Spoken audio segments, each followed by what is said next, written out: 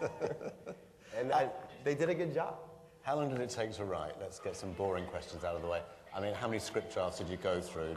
Were you fine-tuning it a lot, the script, or did it come quite easily? Yeah, I actually wrote it in 3 days because I've been sitting on it for 20 years, so it came out really fast. I have insomnia, I don't sleep. Those of you who are friends of mine on MySpace who write to me and get an answer back right away at like 3 in the morning, that's why. And 3 days to write it, and then after, I never rewrite anything until I cast it. And then once I've sat down and listened to the cast read it, then I go and I do the big dialogue rewrite so that it will fit the people that I cast. But then on set, we were constantly improvising with the script because we didn't have time. The average film, you get 12 hours a day to shoot. If you can afford overtime, you can go up to 16. We had to shoot this in the summer, which means that it was 9 o'clock at night when we could start and 5 in the morning when we would stop, and then you have to take out time to feed everybody. So we were basically shooting 6.5, 7 hours a night, and that was it. So on a 24-day schedule, that was basically like shooting the movie in about 12 or 14 days. And when you're talking about all these effects and lighting people on fire and alligators, and because there are some real alligators in this, it's impossible. So we'd be on set, and there'd be these whole scenes, and my AD would look at me and he'd say, "You're never going to shoot this tonight," and I just have to tear it out of the script and throw it out. You'll notice whenever they run away in the movie, they only run about 5 feet, and then they go, "Okay, we're safe." That's because we couldn't afford to light any further than that. I'd be like, "Okay, and stop." They're like, "But we can still see Victor Crowley. He's right there." I'm like, "No, you can't. It's fine." Stacked. And the strap line that you put on the American poster, it's not a remake, it's not a sequel, it's not a Japanese one. That is actually what somebody actually wrote when you sent the script to somebody, right? When we sent the script out, the Hollywood system rejected it hardly, and this is our first glimpse of Victor Crowley right here, which is one of the better scares in the film, if you had never seen it before.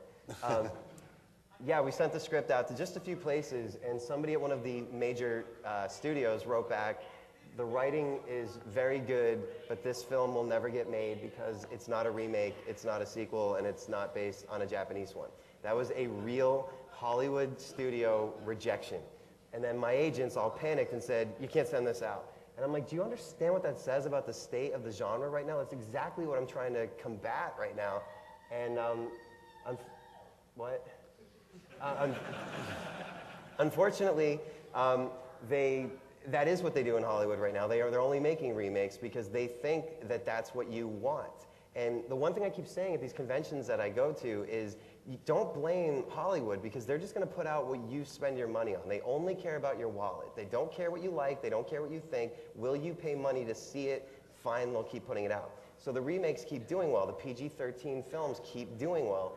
And that's why they keep making them. If a rated R slasher movie like this actually performed at the box office, then they would start making them again. They do listen to you. I always say they would justify making Holocaust comedies if you guys would pay for it. They'd be like, "It's fine, dude, it's Hitler. Hitler, he's a great character." So when you see a movie, whether it's this or whether it's like Behind the Mask or The Descent or whatever, like, don't wait for video. Go and support it at the box office and bring your friends who like this stuff. It's not the same. When you see this movie on DVD, it does not play the same way as when you see it in a packed house of people that are really into it, that are laughing and screaming and cheering.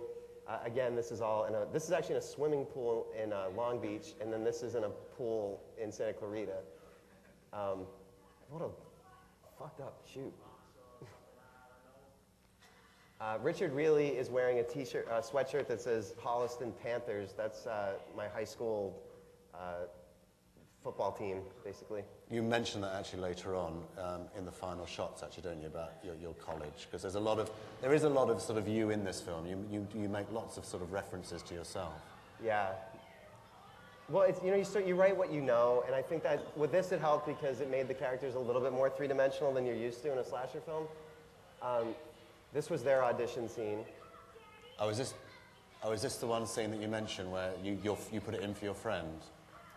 Oh no, that's coming up. All right. Whenever you see a movie and they have to mention some random person who's not in the movie and they're like, "Oh, so and so told me about it," I just always stick in my high school friends' names just for the fun of it, and nobody else really cares. But then, like later on in the movie, she's gonna look at her phone and go, "Ooh, Scott Barnes called me."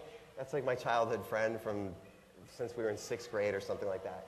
And the whole point of that is just for that first time that he sees it in the theater, and that comes out just to shock him, like, did you say my name? Which is really fun. In a studio film, sometimes you're not allowed to do that because you have to put the studio execs' friends in it, because, you know, people care about them. Now, you've got some, you know, you've got some great sort of like veteran character actors here as well. And I think these two, Patrika and it's Richard Reel, isn't it? Yes. Very good. I mean, would they normally be in a slasher movie? It must have been your personality that actually won them over to a large extent. For both of them, it was the writing. Richard especially does not need to be doing an independent slasher film at this point in his career. I think the man's done about 100 films at this point. I think he's still probably best known for Office Space, but if you watch basically any other movie ever made, he's in it somewhere. He is especially, I'm glad we're talking about him right here too, because he sort of set the standard for the rest of the cast. I could not say a bad thing about anybody in this film, but of course, actors being actors, at some point, one of them would start to say, oh my God, I'm so cold. Because it was 30 degrees out, it's raining, and it was miserable. And one of the actors would start saying, oh my God, I'm cold. And then the other actor, having to be more dramatic, no, I'm colder. No, I'm the coldest. I'm so cold. I think I'm sick. And then after a while, Richard just walks into the tent and he's like, hey, you guys remember when you read the script? It said a raining swamp tour at night? And they all just looked at him. He's like, okay, and walked out. Okay, so that scene right there when he had to fall. I said, Richard, you're going to walk out onto the branch, and I'm going to say cut. And then we're going to bring in a stuntman who's going to fall on his nuts. And he said, okay. And he walked out, and he really took the fall. And he didn't hit his nuts. He landed on his leg. He fell into the water. He had to be rescued by the safety people. And they pull him out of the water. Everybody's shocked. And he looks up at me, and he goes, was that good? Because I could do it again. And then we brought in the stunt guy to fall on his balls. And the interesting thing, that's actually a shout out to Goonies, which is one of my favorite films ever. Chris Columbus is a god. And Richard really couldn't actually fall on his balls, obviously, but they brought in a stuntman. And I said to him, how do you do this fall? Do you have padding? Do you land a certain way? He's like, no. I'm like, you just fall on your nuts? He's like, yep. I'm like, then what do you do? He's like, I get paid and I go home. I'm like, fucking right you do. That whole scene, though, when Richard was on the log and they're all yelling to him from the boat, he was wrapped for the night at that point. We just needed to get their coverage. And he insisted that he sit on that log off camera to be their off-camera eye line. And I said, Richard, you know, we can put somebody else there. We could go home, you're cold, you're wet. And he refused. He sat on that log in the pouring rain all night long because that's what an actor does. And everybody learned something from him that night. Myself, all the other actors. When he was wrapped from the movie, it was almost like a moment of silence. When he died, the girls were like crying to see him go.